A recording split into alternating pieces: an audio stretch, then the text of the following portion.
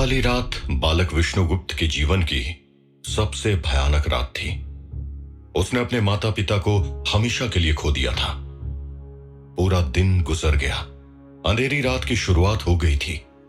विष्णुगुप्त अपने माता पिता की चिता के राख के बगल में ही रोते हुए बैठा रहा। दूसरे दिन की सुबह हुई। एक आदमी के पांव की आहट विष्णुगुप्त के नजदीक आती जा रही थी। उसने बालक विष्णुगुप्त के कंधे में हाथ रखा। बालक विष्णुगुप्त, मैं मगध साम्राज्य का मंत्री कात्यायन। मुझसे बिल्कुल भयभीत मत हो। मैं तुम्हारे पिता आचार्य जनक का मित्र हूँ। मैंने अपने पूरे जीवन काल में तुमसे ज्यादा बौद्धिक शक्ति से मजबूत बालक नहीं देखा है। पिताश्री ने कई बार आपकी चर्चा की थी, अब वो नहीं रहे, तो बताइए मेरा इस सृष्टि में क्या ही उद्देश्य बचा है। बिना उद्देश्य के किसी भी जीवित मनुष्य का सृष्टि में रहना उसे सत्य के मार्ग से दूर करता है। अब मैं भी इस सृष्टि में नहीं रहना चाहता। ऐसी बातें वीर आचार्य रहे जनक के पुत्र के मुख से शोभा नहीं देती हैं। तुम्हें शायद स्मरण नहीं कि तुम किस विशेष आचार्य के पुत्र हो, और तुम्हें यह भी ज्ञात नहीं कि तुम्हारे जन्म के समय ऋषि मुनियों ने क्या भविष्यवाणी की थी। कोई भी व्यक्ति बिना कठिनाइयों को पार किए महापुरुष नहीं बन सकता। तुम्हें तो राष्ट्र निर्माता बनना है। कोई भी व्यक्ति समाज में विशेष अपने कर्मों से बनता है विष्णुगुप्त। समाज में विशेष बनने के लिए इंसान को कई यातनाएं सहन करनी पड़ती हैं। आज तुम्हारे सामने ऐसी ही एक यातना खड़ी हुई है, जिसके सामने तुम्हें सिंह की भांति खड़े होना चाहिए। आज के बाद से जब तक तुम श्रेष्ठ नहीं बन जाते, तब तक ये दुनिया तुम्हें प्रताड़ित करेगी, तुम्हें कई बार अयोग्य कहेगी, यथासंभव अपमानित भी करेगी, तुम्हारा उपहास भी उड़ाएगी। पर तुम्हें अपने पितृ ऋण से मुक्ति तब मिलेगी जब तुम राष्ट्र निर्माता के तौर पर खुद को स्थापित कर लोगे। इसलिए अपने कर्म की तरफ आगे बढ़ो और दुनिया को खुद के आगे नतमस्तक करने की शुरुआत आज से ही इस चिता की राख को विभूति मानकर शुरू कर दो। आप मेरे लिए पिता तुल्य हैं। मैं आपके बताए मार्ग पर तभी पथ प्रदर्शित कर पाऊंगा जब आप मुझे बता सकें कि आखिर मेरे पूज्य पिताश्री के साथ मगध महाराज ने क्या किया। ये एक लंबी कहानी है पुत्र, जो सही समय आने पर खुद महापद्मनंद का पुत्र धनानंद तुम्हें बताएगा। अभी मैं बस इतना कह सकता हूँ कि तुम्हारे पूज्य पिताश्री ने मगध की खुशहाली के लिए अपने प्राणों को न्यौछावर किया है। उनकी मृत्यु की वजह मगध महाराज का निरंकुश शासन कार्य ही है। तुम्हारे पिताश्री कहा करते थे, कोई भी व्यक्ति समाज में दुविधाओं के पहाड़ लांघे बिना बदलाव नहीं ला सकता है। मिट्टी के घड़े को भी अग्नि में तपना पड़ता है, तभी वो शीतल जल देने लायक बनता है। पुत्र, तुम्हारा जीवन भी अग्नि की शिला में खड़ा हुआ है, जिसमें तुम्हें तपना ही होगा। स्मरण रखना, बिना तपे कोई भी स्वर्ण इस सृष्टि में नहीं चमक सकता है। तुम्हारे कंधों पे तो पूरे राष्ट्र का भार आने वाला है। मेरे पिताश्री कहते थे कि मगध साम्राज्य असीम क्षमताओं का धनी है।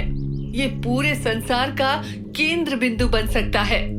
इस राष्ट्र को मुझे आगे बढ़ाना है, जिसके लिए मुझे अपने पिता के अंतिम क्षणों के संघर्ष के बारे में जानना है। कृपा करिए पिता तुल्य, मुझे पिताश्री के अंतिम क्षणों के संघर्ष के बारे में बताने का कष्ट करिए। इससे मुझे भविष्य के मार्ग में चलने की प्रेरणा मिलेगी। सुनो विष्णुगुप्त, मगध महाराज ने तुम्हारे पिताश्री को बंदी बनाने का आदेश दे दिया था। उनकी आज्ञा का पालन करते हुए सैनिक उन्हें घसीट रहे थे। तुम्हारे पिताश्री के ऊपर मगध महाराज जोर जोर से हंस रहा था। भविष्य में महाराज बनने वाला धनानंद आगे आ गया और बोला, इस कुरूप ब्राह्मण को तुरंत प्रजा के सामने मृत्युदंड दिया जाना चाहिए। इस आज्ञा को सुनते ही सैनिक आचार्य जनक को घसीटने लगे। आचार्य जनक जितने बुद्धिमान थे उतने ही बलवान भी थे। वो सैनिकों के सामने खड़े हो गए। कई सैनिक उन्हें घसीट नहीं पा रहे थे। सैनिकों के साथ उनका संघर्ष चल ही रहा था कि मगध महाराज का अभिमान अपनी तीव्रता पर पहुंच गया। उसने तुरंत कहा, अभी इसी वक्त इस ब्राह्मण का सर धड़ से अलग कर दिया जाए। तुम्हारे पिताश्री ने बहुत संघर्ष किया। उन्हें देखकर मगध की जनता भी रो रही थी, पर महाराज के डर के आगे कोई कुछ न कर सका। कई सैनिक आगे आए और आचार्य चाणक्य के सर को धड़ से अलग कर दिया। तुम्हारे पिताश्री शूरवीर थे। उन्होंने अपने स्वाभिमान के लिए पूर्ण संघर्ष किया था।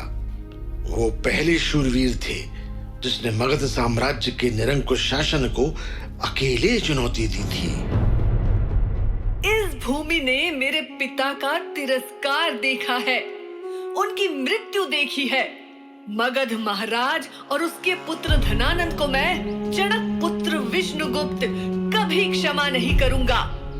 भविष्य में एक ऐसा काल भी आएगा जब मैं इस नंद वंश को इस धरती से उखाड़ फेंकूंगा। धनानंद, उस काल की प्रतीक्षा करना। विष्णुगुप्त ही तुम्हारे कुल का विनाश करेगा। पुत्र, वैसे तो मैं मगध राज्य का मंत्री हूं, पर इस दौर में मैं खुद को विवश महसूस कर रहा हूं। मुझे खुद के ऊपर घृणा आ रही है। मैं चाहकर भी तुम्हारे पिता की रक्षा नहीं कर सका। हो सके तो मुझे क्षमा करना पुत्र, क्षमा करना। पर आज मैं इस सूर्य को साक्षी मानकर कहता हूं कि मैं जब तक जीवित हूं तुम्हारे साथ मगध का कोई सैनिक बुरा नहीं कर सकता है।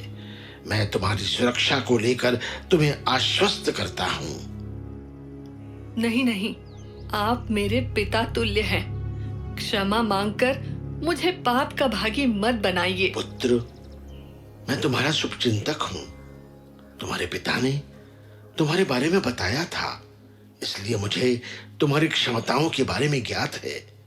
मुझे ज्ञात है कि तुम्हें अध्ययन करने में बेहद रुचि है। तुम शास्त्रों को पढ़ना चाहते हो। अब मेरी सलाह ध्यान से सुनो। मेरे पास तुम्हारे लिए एक प्रस्ताव है। तक्षशिला विश्वविद्यालय के बारे में तो तुम जानते ही होगे। वहां मेरे एक मित्र हैं जिनका नाम पुंडरीकाक्ष है। मैं उनके लिए एक पत्र लिख देता हूं। इस पत्र को लेकर तुम तक्षशिला के लिए प्रस्थान करो। वहां तुम्हारा चयन हो जाएगा। वैसे भी अभी मगध की सीमा के पास रहना तुम्हारे लिए उचित नहीं है। जी, पर आप मेरे लिए इतना कुछ क्यों कर रहे हैं? पुत्र, तुम इस राष्ट्र के भविष्य हो। इसके लिए तुम्हारा जीवित रहना जरूरी है।